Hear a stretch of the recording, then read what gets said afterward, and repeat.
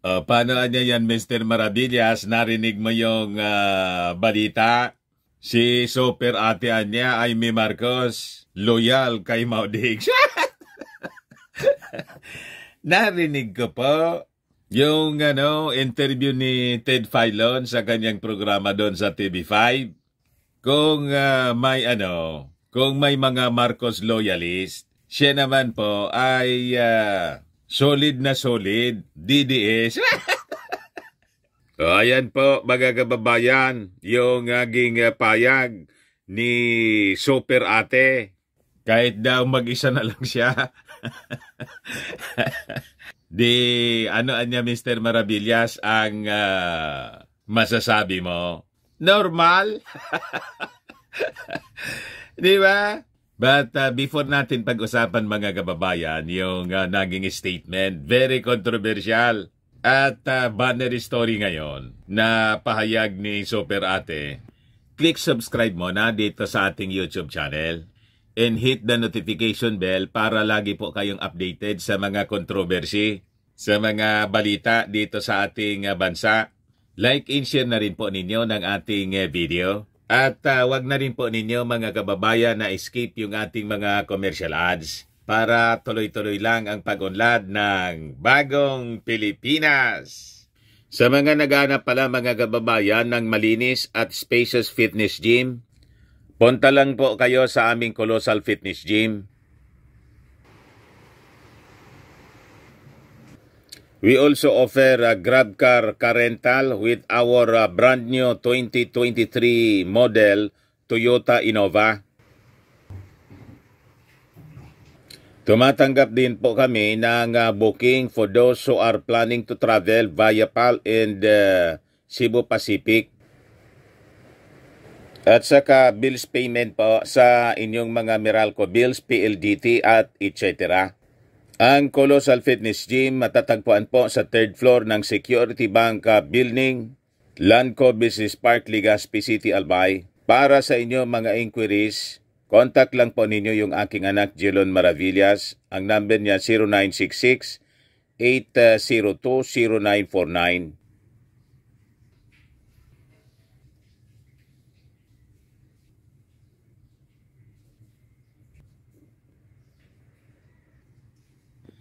Ayos pa, mga kababayan. Ayos na Mr. Maravillas, si Super Ate. O sabi diyan, mga kababayan ng senadora, noong 2015 anya, ako ang una at nag-iisang gobernadorang nagdeklara ng suporta para kay Pangulong Duterte.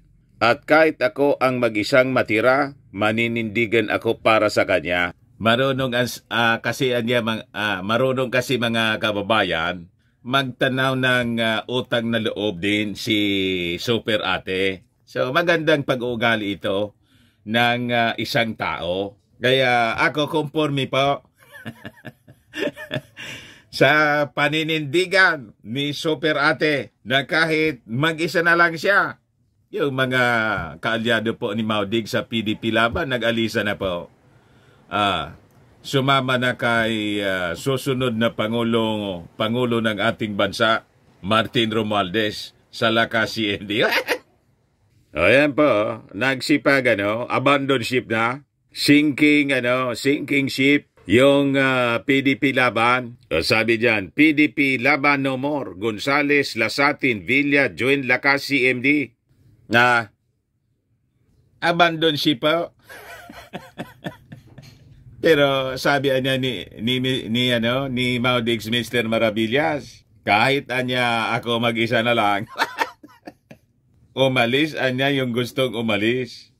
So sabi diyan, Senior Deputy Speaker in Pampanga 3rd District, Representative Aurelio Gonzales Jr., Pampanga 1st District, Carmelo Lasatin II, and Siquijor Representative Saldi Villa were former members of Partido Demokratiko Pilipino Lakas ng Bayan, PDP Laban. They are great addition to the strength and diversity of Lakas CMD, which is a coalition of hardworking public servants who share a common goal of serving the Filipino people with integrity, and dedication under President Marcos administration. Sabi mga kababayan ni Martin Romualdez. Abandon siya po. Romualdez administered the oath-taking in a simple ceremony held at the social hall of the office of the Speaker in Batasan Complex, Quezon City.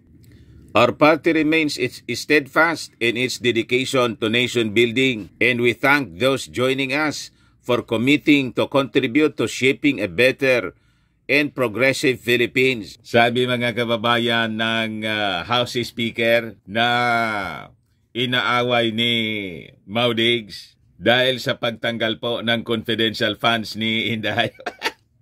Pero anya, Mr. Maravillas, si Super Ate, loyalista pala ni Maudigs. Sabi ka natin mga kababayan, siguro yung iba, nakukonfuse ngayon, nalilito kung saan ba si Super Ate. Para ba sa kanyang pamilya si Super Ate, kay Pangulong Bongbong Marcos, o kay Maudigs? Ano na ba niya yung kasabihan na blood is thicker than water? Para anyang hindi na applicable kay Super Ate. Applicable po lahat kay Super Ate. Sa analysis ko lang po mga kababayan, ito'y ginagawa ni Super Ate para sa kanyang pamilya, para sa ating Pangulong Bongbong Marcos, kay bongit niya, at siyempre, sa kanyang tatay na si dating Pangulong Ferdinand Idralin Marcos na nalibing po sa libingan ng mga bayani dahil po kay Maudigs. Nagtanaw siya ng utang na loob. Ganon po, magandang pag-ugali ng isang Filipino, ng isang Marcos, yung hindi sumasama sa mga away-away. In fact, mga kababayan, it is in line with Christian values, Christian teaching po. Di ba may turo po yung ating Panginoon? Mahalin mo ang iyong kaaway. Pag binato ka niya ng bato, di ba? Batuhin mo ng tinapay. Ayun ang ginagawa po ni Super Ate. Si yung kanyang pamilya, ayaw tantanan ni Maudigs, pero binabarkada niya si Maudigs. Di ba? Malawak po yung pag-unawa ni Super Ate, kahit may mga masamang plano. Lalo na mga kababayan, yung barkada ni Inday na si Ilo Garci. Di ba? Pero hindi na binibitawan si Inday. Nang magsabi si Inday ng tambaluslos, patama kay Martin Romualdez, sumaklolo. Mga kababayan, si Super Ate, pinuntahan sa Davao at ginawang joke-joke lang, katatawanan. Tambaluslos ka niya daw. Yung statement na tambaluslos, kasi sa totoo lang, napasama doon si Inday. Lumalabas na childish siya. At palaaway, saklolo po si Super Ate. Para hindi po kumalat yung apoy. May sunog po. So siya yung bumbero, mga kababayan, na tumatakbo. Para hindi na lumaki yung apoy. O di ba maganda yung papel ni Super Ate, mga kababayan? Umatake si Maudigs. At ito nga po na nasangkot si Maudigs, na-link bigla sa kuplat. Laban sa administrasyong Bongbong, nandyan pa rin si Super Ate, mga kababayan, nananatili siya, na loyal kay Maudigs. Di ba? Maganda yung kanyang pinapakita po. Sa totoo lang po, mga kababayan, I think na master na ni Super Ate sa tagal niya sa politika. Na master na niya yung tinatawag na Soncho Art of War. Ano niya yun, Mr. Maravillas, na sinasabi mong Soncho Art of War? Kung sa Christian teaching po, may sinasabi tayong mahalin mo ang iyong kaaway. Pag binato ka ng bato, batuhin mo ng tinapay. Sa Soncho's Art of War, sabi ni Soncho, keep your friends close, anya, and your enemies closer. Di ba? Dapat ganon to protect the president. Ay, kung tingin ko ganon yung ginagawa ni Super Ate to protect the president at hindi na po maulit. Hindi na maulit yung nangyari sa kanyang tatay noon. Natuto na si Super Ate. Kaya sa tingin ninyo, bakit niya parang iba yung ginagawa ni Super Ate? Lumalabas, pinagkakanulo na niya yung kanyang pamilya, yung ating Pangulong Bongbong Marcos, na kahit inaatake ni Mau Diggs po, nandun pa rin siya sa pagsuporta at hindi niya iiwanan si Mau Diggs kahit mag-isa na lang siya. Mahalin mo nga ang iyong kaaway. And keep your friends close and your enemies closer. Ganon, mga kababayan. Naintindihan na ninyo? Malinaw na po? Di lumalabasan niya, Mr. Maravillas, Trojan horse. What? Kasi pag di-distansya ka doon sa kaaway mo, hindi mo hindi mo madidiscover kung ano yung galawan. Di ba? Ganon kagaling po si General Sonjo. You have to keep eye on your enemy. Nag-gets na ninyo? Kaya mahal na mahal ni Super Ate si Mau Diggs, mga kababayan. Mahalin mo ang iyong kaaway.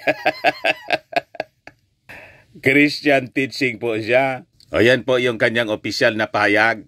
Sabi niya dyan, noong 2015 ako ang una at kaisa-isang gobernador na nagdeklara ng suporta para kay Pangulong Duterte. Nakikita ko sa kanya ang matapat, ang aking ama. Matapat sa kaibigan, matapat sa bayan. Kita ninyo, tumatagos sa puso, mga kababayan, yung statement ni Super Ate. Matapat anyang kaibigan, matapat sa bayan. Kinokonsensya po si Mau Diggs. Kita ninyo yung mensahe ni Saywar, ni Super Ate, na siya matapat na kaibigan. Kahit ginagawan siya ng masama, matapat pa rin siya. Nasaan na ang konsensya? Yun ang hindi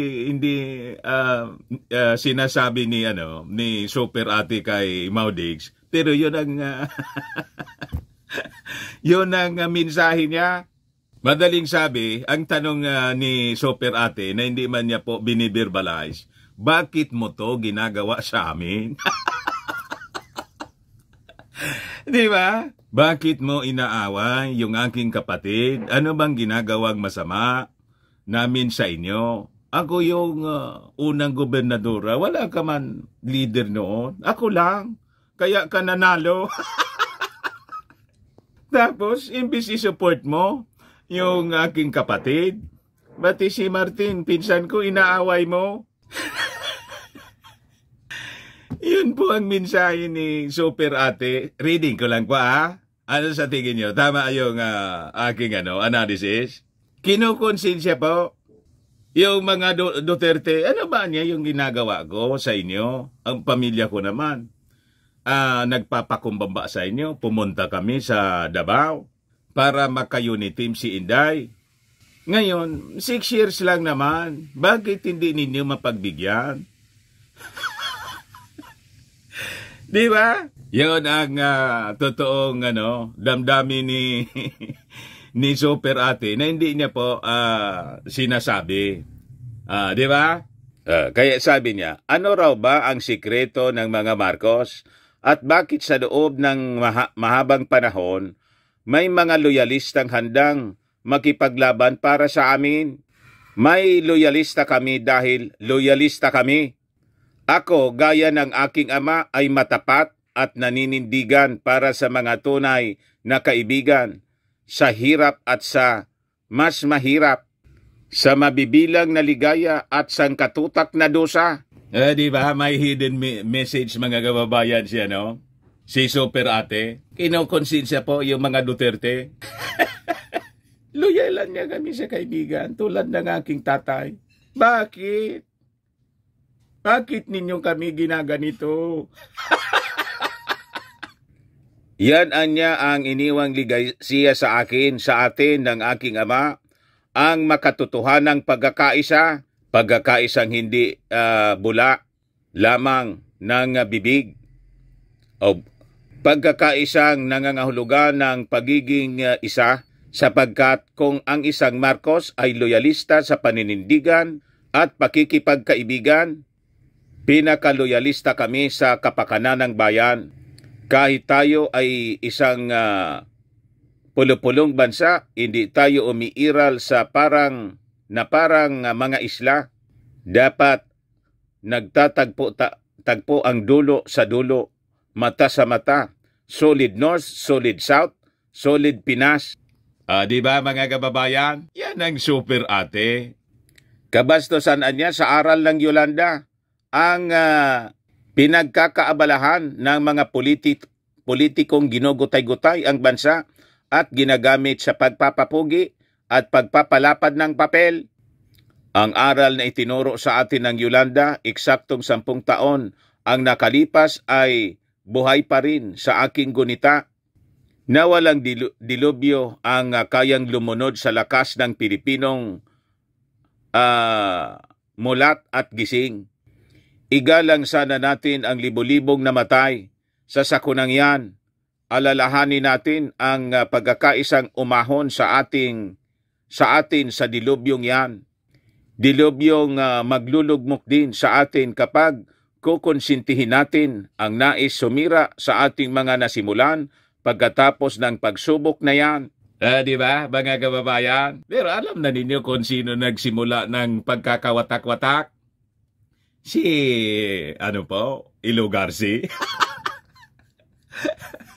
Na barkada ni Inday. At dahil po sa confidential funds, na si Inday man lang, mga kababayan, yung nagsabi na, I leave it to the wisdom of the Congress.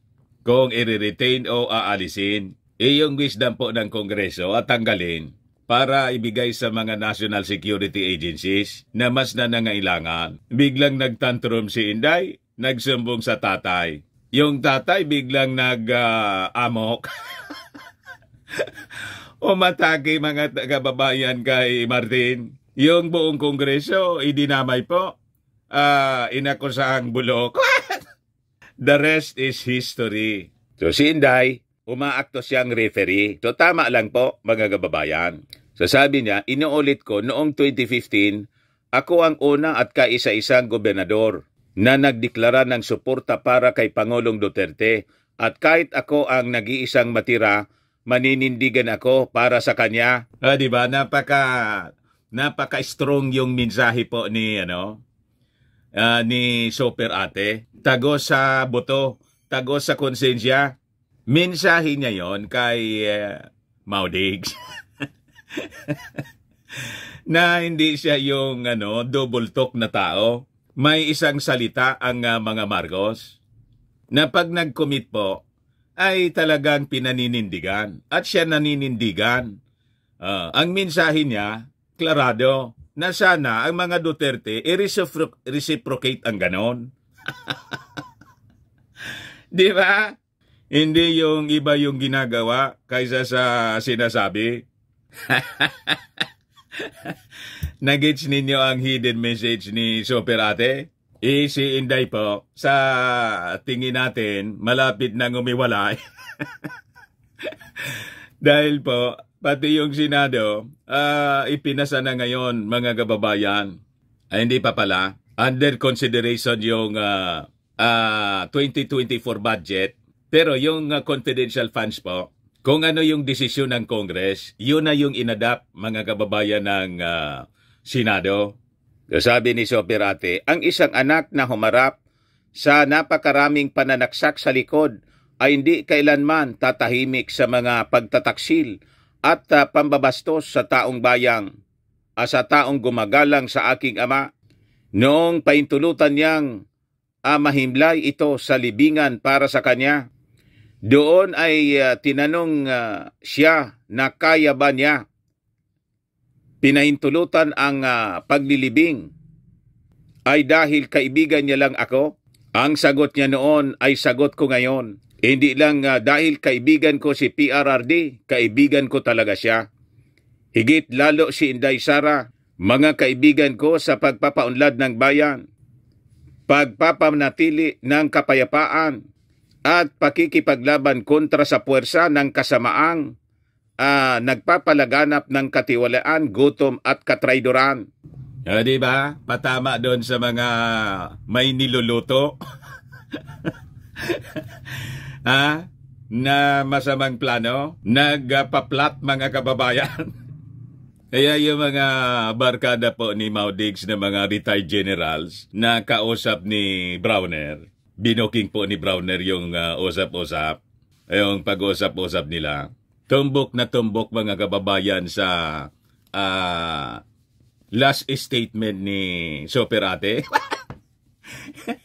Wag traidor po. Tumbok na tumbok din si Hilo Garci. Pero si Hilo Garci mga kababayan, nagsalita na rin. Wala mang maniwala na suportado daw niya. Wala daw siya never daw siya na nagplat. What? Di ba? Ayan yung sabi ni The Little Girl. Jamie affirms support for Romualdez. We should now move on to more pressing national concerns. Wala man po maniwala kasi nga po, may masama siya may masamang reputasyon. Di ba? Ilang beses niyang ginawa. Ginawa niya kay Irap, ginawa kay APJ, ginawa kay Pantaleon Alvarez. Ngayon, sino yung maniniwala sa kanyang mga sinasabi? Di ba wala? Yan kasi po. Ngayon, pakinggan natin po yung portion ng statement ni yung interview ni Ted Filon. Iramin ko muna, Ted, sa TV5 kay Superate. I-play ko po. Sa lahat, gusto ko lang sabihin, ako yung kaisa-isa at... Ayan po siya, ulitin ko po, mga kababayan. Interview ng TV5. Biglang nagpa-interview si Superate. Sa lahat, gusto ko lang sabihin, noong 2015, ako yung kaisa-isa at unang gobernador nagdeklara para kay PRRD. At kahit ako ang matirang nag-iisa, maninindigan pa rin ako sa kanya. Kasi... Kahit daw siya nag-iisa na lang, maninindigan siya para kay PRRD.